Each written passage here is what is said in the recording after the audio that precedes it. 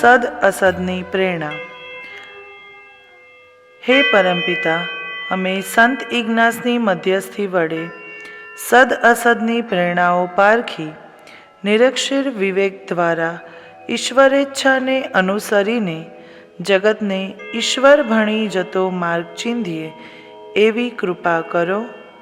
આમીન. સદ અસદની પ્રેરણા. આજનો વિષય આપણને સમજાવે છે કે આપણે સૌમ્યતા અને સંવેદનશીલતા સાથે વિવેકસભર ક્ષીરનિર વિવેક કરીને આપણા જીવનમાં ઈસુ કેન્દ્રિત પસંદગી કરી ઈસુની વધુને વધુ નજીક જઈએ. ઉત્પત્તિનો ગ્રંથ બતાવે છે તેમ ઈશ્વરે પોતાની પ્રતિકૃતિ રૂપે માનવનું સર્જન કર્યું છે, પોતાને મળતો આવતો બનાવ્યો છે.